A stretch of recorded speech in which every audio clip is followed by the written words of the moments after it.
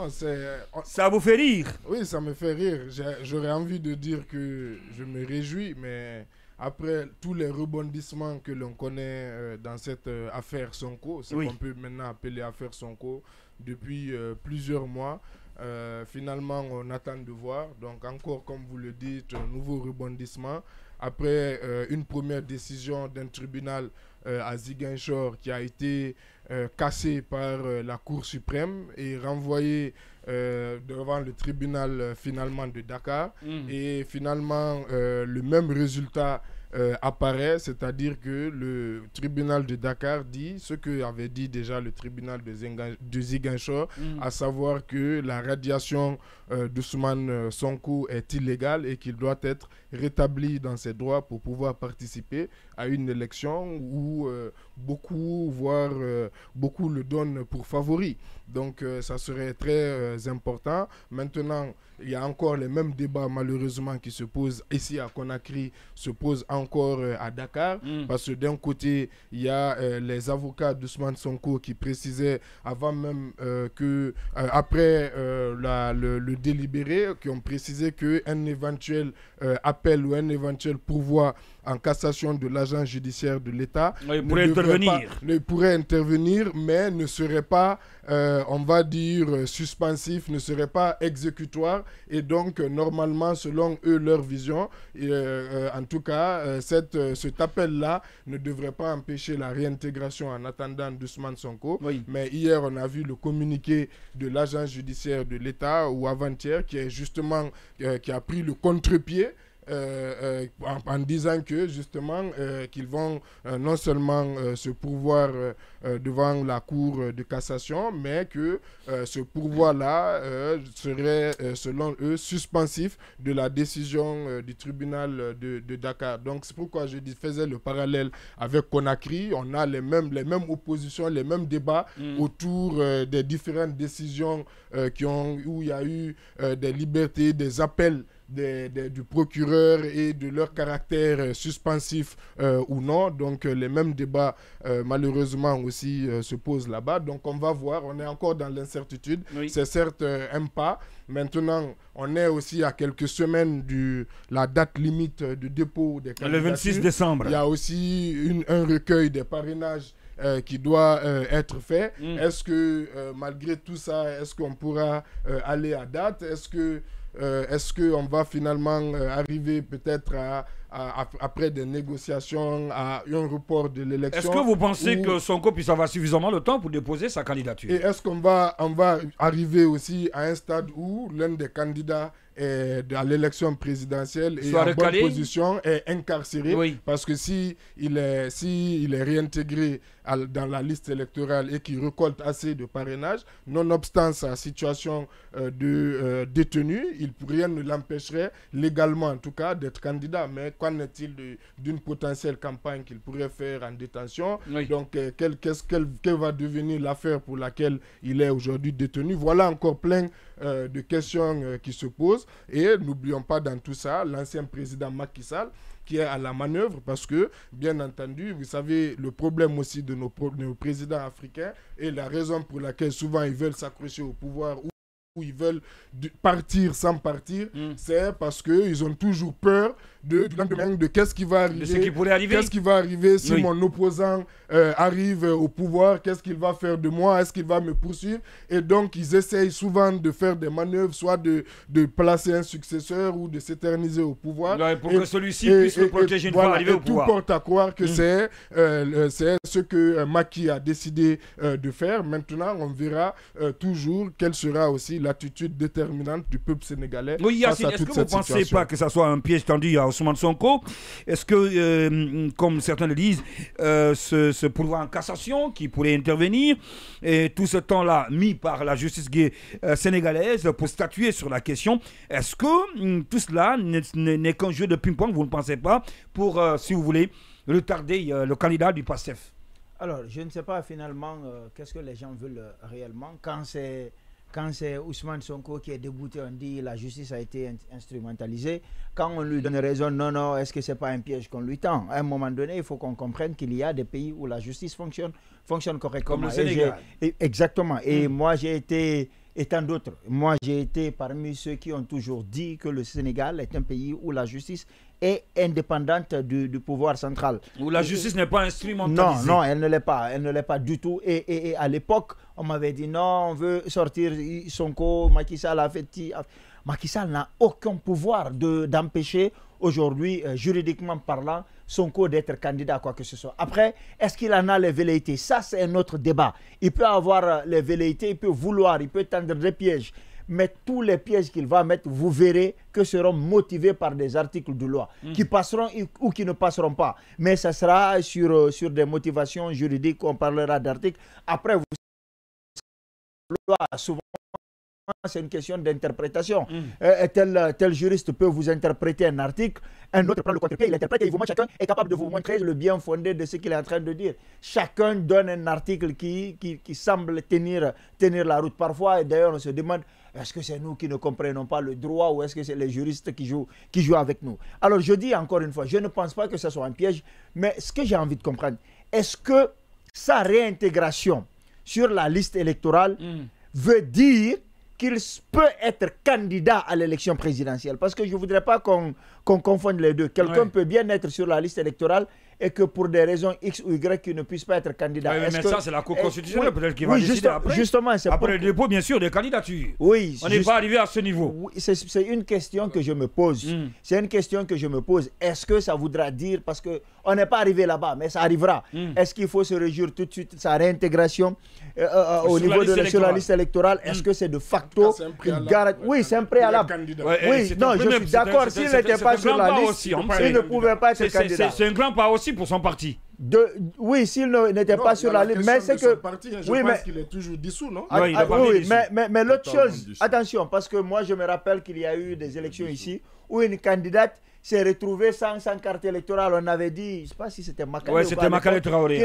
Non, Makale Camara, l'ancien ministre des Affaires étrangères. Qui n'était pas recensé, un truc comme ça. Pourtant, qui avait été candidate. Est-ce que pour être candidat, on est forcément... Mais ça, c'était une erreur. Hein. Oui, non, ça peut arriver. C'est pourquoi je dis... Oui, mais c'est une erreur difficile à comprendre. Oui, non. C'est dans un pays où la Constitution a changé.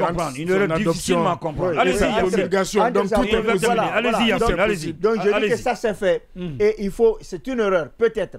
Mais est-ce que ça voudrait dire aujourd'hui, concrètement, que sa réintégration sur la liste électorale est de facto une garantie pour lui d'être candidat? Parce que n'oubliez pas que son parti est dissous, n'oubliez pas qu'il est aussi condamné. Est-ce que tout ça ne va pas rentrer en compte?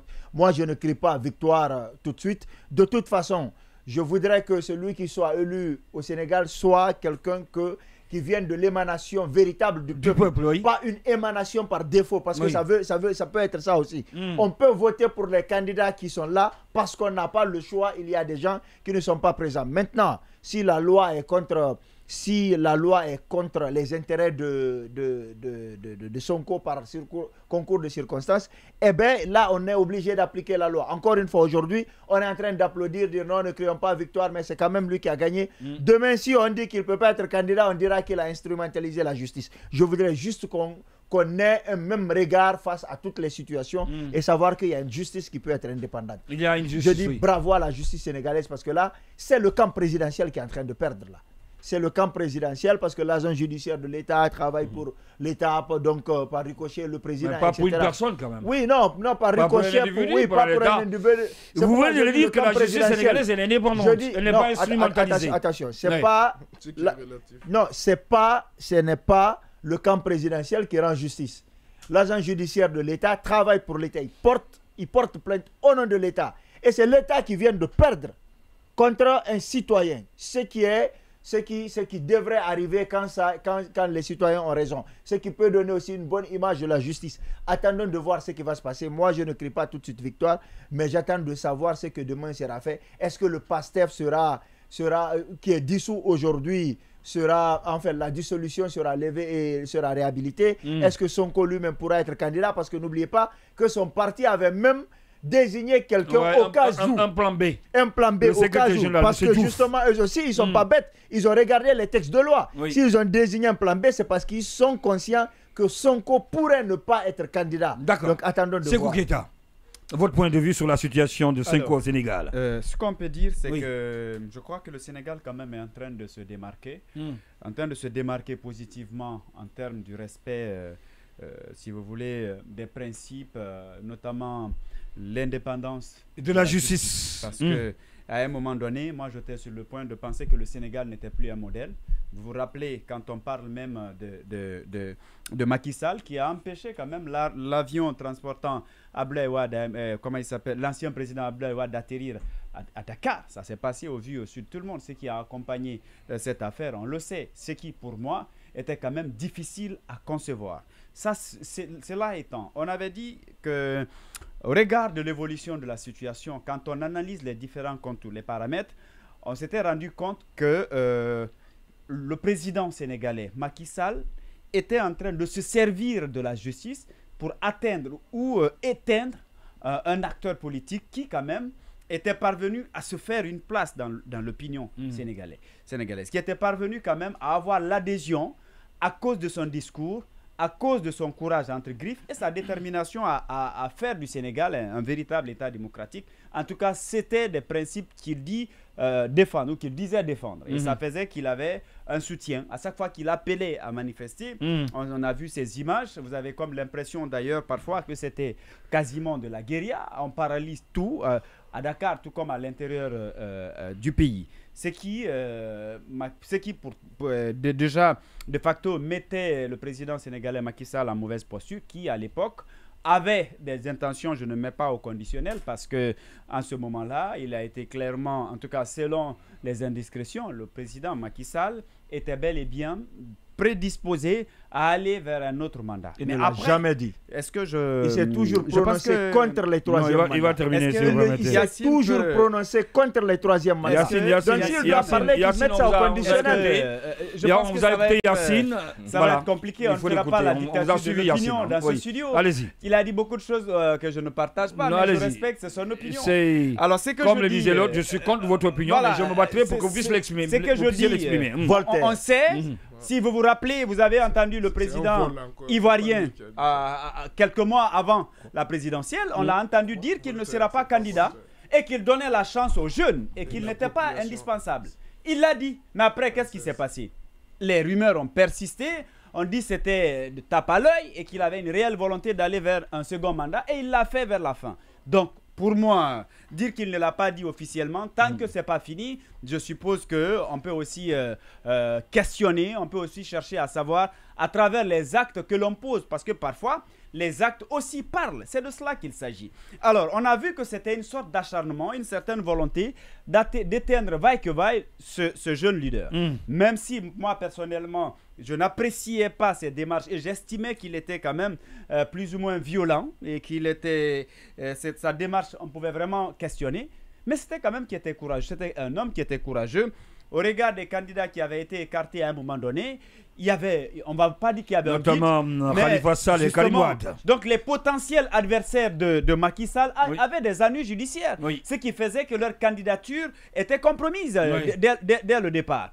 Et donc, le Sénégal était en quête de leader. Mais le dialogue social tout récemment organisé au Sénégal a fait qu'ils sont revenus dans la course. Oui, bien sûr, à l'issue de ce dialogue-là. Donc, il y avait quand même un besoin de chercher un leader qui sera capable de défier le président Macky Sall, parce que c'est de cela qu'il s'agit. Parce qu'à un moment donné, Macky Sall était maintenant en baisse de popularité, parce qu'on le soupçonnait de vouloir se présenter, chose que les Sénégalais estimaient anormale. Et donc, lui, il est sorti du lot. Il s'est dit prêt à tout faire pour barrer la route à Macky Sall et venir à la tête de ce pays pour, dit-il, changer ou aller sur d'autres bases. Donc, on a compris depuis qu'il s'est positionné et qu'on a vu qu'il y avait de l'adhésion et qu'à chaque fois qu'il appelait, on a eu l'impression qu'il était vraiment dans le cœur des Sénégalais. Ces ennuis ont commencé. On a vu des actions quand même qu'on pouvait assimiler à une sorte d'instrumentalisation de la justice. Mais tout cela, ça a été dit. Et puis, voilà, il s'est retrouvé derrière les barreaux. Alors, aujourd'hui, que la justice confirme une décision qui a été déjà rendue en octobre par un juge d'un tribunal de Ziguinchor, si j'ai bonne mémoire, et même si ça avait été cassé par la Cour suprême mi-novembre, mais ce qu'on sait, c'est que cette décision avait été déjà rendue par un juge. et il y a un second qui vient confirmer et demander à ce qu'il soit réintégré. Parce que les choses sont allées tellement vite qu'on s'est dit, mais attention, pourquoi on ne pouvait pas attendre la fin du verdict et maintenant le radier de la liste si la décision prise par la justice demandait cela ou autorisait justement cette décision-là. On n'a pas entendu, mais tout de suite on s'est précipité et puis on a pris cette décision, on est allé à dissoudre son parti. Donc du coup, on s'est dit, mais attention, dans ces situations-là, avec cette confusion, on a comme l'impression, étant le principal opposant, qu'on était en train de l'éliminer et puis pour justement faire triompher un autre dauphin. Et malheureusement, c'est ce qu'on va faire. On va suivre l'évolution de la chose parce que on m'a dit que le feuilleton n'est pas terminé parce qu'il y a d'autres possibilités et il ne reste, je crois, que 2 mois ou peut-être 26 jours. Non, mais le problème des candidatures, il faut commencer par ça. Nous sommes aujourd'hui le 15, il ne reste qu'un jour. L'élection est prévue voilà, en février. Justement, donc dans quelques jours, il doit pouvoir candidater et puis on va voir ce que ça va donner. Disons dans l'un dans l'autre, on va dire que c'est une victoire quand même de la justice sénégalaise. C'est une victoire de la justice guinéenne. Oui, voilà, Alpha Mamadou. Que celui qui est considéré comme ennemi du président en exercice soit blanchi ou établi de cette manière-là. Ça sous-entend quand même qu'il y a une certaine indépendance. D'accord. Et là, oui, Alpha Mamadou, sur la question, le cas de Sonko au Sénégal. Moi, je trouve qu'il y a un peu d'astuce dans la manipulation de la justice sénégalaise. Il y a la manipulation, elle est là. Parmi les faits qui ne sont pas éteints, il y a une manipulation exagérément inacceptable de la justice sénégalaise. Puisque ce pourquoi Ousmane Sonko était poursuivi pour la première fois, c'était un viol. Parce que tout est parti de là. Et quand on n'a pas trouvé des preuves, la seule chose qu'on avait à faire contre lui, c'était de le libérer. Et une qualification, un virage à 190 degrés pour lui donner une autre qualification, je pense la corruption de la jeunesse avec la masseuse de 20 ans. Donc moi, je pense que le plus important aujourd'hui, c'est de pouvoir dire qu'est-ce qu'on veut. Parce que vous savez que le chemin ressemble très bien à celui du Niger, où Mamadou Tanja a tendu la perche à Bazoum pour éliminer un autre opposant. C'est quand même pas bien dans le centre de la démocratie. C'est pas une bonne chose. On doit laisser tous les Sénégalais compétir de la façon. Mais d'ailleurs, moi je rappelle de façon très fondamentale, Sonko ne peut pas être candidat. Techniquement, il ne peut pas être candidat.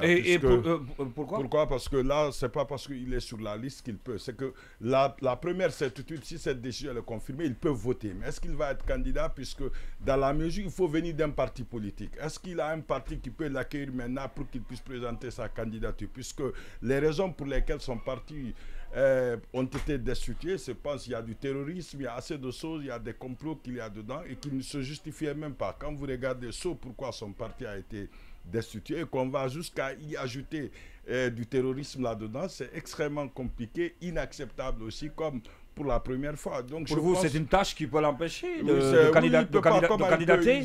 Vous candidatez auprès d'un parti politique. Je ne pense pas qu'au Sénégal, qu'on puisse permettre à des gens qui peut devenir, il n'y a pas de candidature indépendante et il y a un système de surcroît de parrainage qui nécessite que vous soyez au centre d'un parti. Il ne peut pas être candidat, les gens sont seulement fiers. Mais aujourd'hui, l'effort qu'on est en train de faire, c'est de montrer le raisonnement de Yann. Mais sur quoi vous vous basez pour dire qu'il ne peut pas être candidat? Il ne peut pas être candidat puisqu'il faut qu'il vienne d'un parti. Son parti n'existe pas. Le plus important, son parti n'existe pas. Bon, son parti... Oui, il peut créer un parti comme la création comme en 26, c'est le 26, je pensais qu'il va déposer sa candidature. Comment est-ce que cela peut fonctionner? Je pense le 26, c'est la date limite. Et généralement, vers lesquels l'agrément va être obtenu, c'est les gens-là qui sont en train de le combattre. Donc, le bon sens quand même voudrait qu'il ne peut pas être candidat. On est en train de faire un jeu, de montrer, de donner un peu de la force au raisonnement de Yacine pour dire attention, la justice sénégalaise, elle est vivante. Pourtant, elle est totalement morte, parce qu'il y a beaucoup plus d'astuces à comment les manipuler et comment on ne peut pas nous porter, de mettre un peu du voile sur ce qu'ils sont en train de faire. Mais c'est une véritable manipulation. Ousmane Sonko il ne pourra pas être candidat après tout, mais on va dire la justice a fait son travail, on fait semblant. Et d'ailleurs même... C'est ce que j'ai dit dans le libellé. Vous pensez que c'est ça?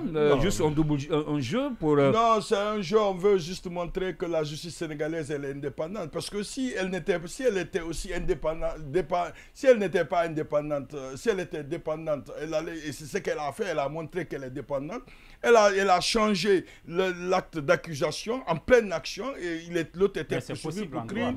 Non, mais ce virage ne se justifiait pas d'un crime. La requalification, tu parles de la requalification. Non, dans ces conditions, la condition n'était pas possible. Comment ça s'est passé? C'était pas possible. Il n'y avait pas de justification extrêmement.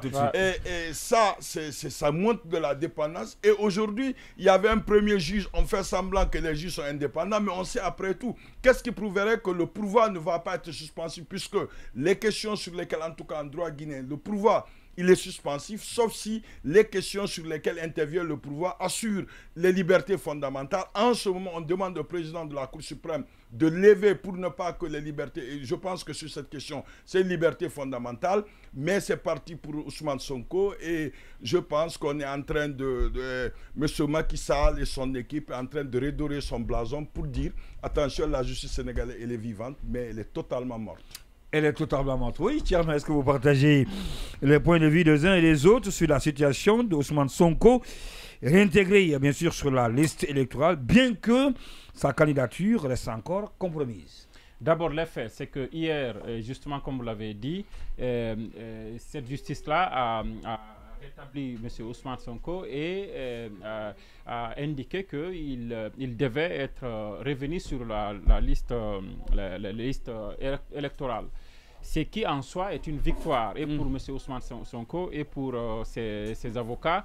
Et donc, si on restait là, si on devait rester là, c'est que Ousmane Sonko, il est bel et bien présidentiable, il peut bien être candidat et les jours à venir, ce qu'il allait faire, c'était de commencer à regrouper les documents qu'il faut pour constituer son dossier de candidature, à le faire. Sauf que et la réception des candidatures, la clôture, c'est le 26. Oui, le 26. Et l'autre parti a 10 jours pour interjeter appel. Donc, l'autre parti peut attendre jusqu'au 10e jour pour jouer la montre. Donc, il ne nous restera qu'un seul jour. Il ne restera que quelques 3 jours. Et qui sait si la justice pourrait vider cette affaire en 3 jours, même si c'est fait, est-ce que ces 3 jours suffisent pour qu'il constitue ces dossiers qu'il faut et ces documents qu'il faut pour constituer son dossier de candidature? Là se pose une question. Et je pense que le parti d'Ousmane Sonko lui-même, et lui-même le président, ils sont tous réalistes pour savoir qu'en réalité, ils risquent de ne pas pouvoir le faire parce que constituer ces documents en 3 jours ou en 2 jours et faire un dossier de candidature, ce serait vraiment extraordinaire. C'est pourquoi ils avaient préparé un plan B. Et sauf que ce plan B aussi est en prison. Alors, lui, il pourrait bien le faire. Mais le souci, c'est qu'ils attendaient justement cette décision qui est tombée hier pour définitivement prendre une décision à leur niveau. Et je pense que les jours à venir, le parti ne tardera pas à annoncer qu'en réalité, ce sera plutôt le plan B qui va être le candidat du PASTEF. Ça ne sera pas le candidat du PASTEF en tant que tel parce que le parti il est dissous, mais le parti est dans une coalition à l'intérieur de laquelle un parti peut porter la candidature de candidat choisi par Ousmane Sonko. Oui. Donc c'est bien possible qu'on aille aux élections sans Ousmane Sonko candidat, mais avec un candidat du PASTEF qui pourrait gagner les élections. Sauf que la difficulté à ce niveau, c'est quoi dans la donc presse... on peut aller sans Ousmane Sonko comme candidat? Oui. Mais on peut aller avec le candidat du PASTEF, présenté sous la bannière d'un autre parti. Mais sauf que les militants peuvent vouloir voter Sonko et ne pas vouloir voter PASTEF. Mais c'est ce que je vous dis. C'est-à-dire que la difficulté aujourd'hui que les experts ont relevé, notamment dans la presse sénégalaise, c'est que Sonko lui-même, on sait que s'il devait partir aux élections entre lui et le candidat qui est choisi par le président Macky Sall, il n'y aurait pas match. Maintenant, s'il a choisi un candidat et il a donné des consignes de vote, la difficulté c'est de savoir est-ce que ces consignes vont effectivement être données? On se rappelle du cas guinéen où on a parlé de la tête sans la queue. Lorsque l'UFR s'est allié à l'UFDG, ça n'a pas donné grand-chose. Donc, est-ce que les consignes de vote vont être données? En général, ça tout s'en trouve. Voilà, exactement. Mais on va quand même à des élections et c'est vraisemblable que Ousmane Sonko ne pourra pas être candidat parce que l'autre parti peut attendre jusqu'au 10e jour pour interjeter appel et la justice prendra le temps qu'il la faudra parce que le temps de la justice n'est pas celui lui de la politique. Et donc ça peut lui porter préjudice. Il peut donc ne pas avoir matériellement le temps nécessaire pour préparer son dossier de candidature et être candidat. Mais entre-temps, son plan B qui est déjà préparé, mais qui est aussi en prison, même si cet emprisonnement n'empêche pas sa candidature, peut candidater sous la bannière d'un parti qui est à l'intérieur de la coalition dans laquelle se trouve le PASTEF dissous. Maintenant, moi je trouve tout ça comme étant le match retour, le match retour d'une confrontation entre Ousmane Sonko et Macky Sall. Vous savez que le premier match, Ousmane Sonko, il en est sorti gagnant. C'était quoi? C'était comment empêcher Macky Sall de se présenter pour un troisième mandat. Là, avec brio, il a réussi à éjecter Macky Sall de la course. Maintenant, le deuxième match, c'était de résister et pouvoir lui se présenter. Et là, effectivement, la réalité démontre que sur ce point-là, il est en train de perdre la face. Maintenant, le troisième match qui se dessine, c'est celui de savoir entre Macky Sall, pas candidat, et Ousmane Sonko, pas candidat, qui réussira à faire élire quelqu'un qu'il a choisi. Son candidat. Son candidat. Oui. C'est effectivement le troisième match. Pas candidat en tant que eux, mais parce que quand vous prenez ces deux candidats, le plan B du PASTEF, c'est le secrétaire général, M. Diouf. Oui, on dit qu'il n'a pas la personnalité que lui, Ousmane Sonko, il a. Mais de l'autre côté, M. Ba, qui est aussi choisi par Macky Sall, lui aussi, on dit de lui qu'il n'a pas un background politique. Il est technocrate, mais pas politique. Pas politique, effectivement. Donc, c'est deux candidatures comme ça, qui ne sont fortes que du fait qu'elles sont soutenues par des gens qui drainent du monde derrière. Maintenant, le troisième match dont je parlais tout à l'heure, c'est de savoir entre Macky Sall, pas candidat, et Ousmane Sonko, pas candidat, c'est lui qui réussira vraiment à faire élire son candidat. Merci, ceci dit, on va se tourner vers nos... Tu veux dire quelque chose? Rapidement, oui. Rapidement, en 30 secondes, oui. Juste rappeler aussi que le Sénégal a une tradition d'élimination des opposants politiques par la justice. Ça a commencé avec Senghor, avec notamment Oumar Blondin Diop et Mamadou Dia. Ça s'est poursuivi avec Abdou Diouf, avec Wade qui a eu maille à partir aussi avec la justice. Qui par la suite est devenu président. Oui, et Macky Sall même. Aussi par la suite est devenu Sonko n'est pas son premier cas d'école. Il y a aussi le cas Khalifa Sall et Karim Wade qui, à un certain moment donné aussi, ont aussi été écartés avec l'aide de la justice. Et donc ça aussi, c'est juste qu'il faut le rappeler. Merci. On va aller avec les invités. Si je voudrais simplement rappeler que moi, il faut de faire un mauvais procès à M. Macky Sall, de dire qu'il voulait être candidat. Moi, j'ai même donné ma tête à couper. Il y a des dizaines de morts pour ça. De studio, mais je pense pas. Il n'a jamais. Mais il n'a jamais dit qu'il va être candidat. Mais on sème le doute jusqu'à ce qu'il y ait des morts. On a vu le cas d'Alpha Condé, il ne l'a jamais dit officiellement. Mais il y a eu des cas de mort. Et il s'est présenté. L'ambiguïté est un jeu correct en matière politique et je pense c'est un jeu correct et je pense qu'il n'a jamais dit, il s'est toujours l'ambiguïté, oui, c'est un jeu correct. Troisième mandat, et je pense que même Alpha Condé s'est senti à un moment très touché quand il dénonçait le troisième mandat. Et je pense que sur ce plan-là, Macky Sall est en train d'éliminer par la justice son candidat, mais il n'a jamais eu de velléité pour faire le troisième mandat. Merci, il n'a jamais eu de velléité pour le troisième mandat.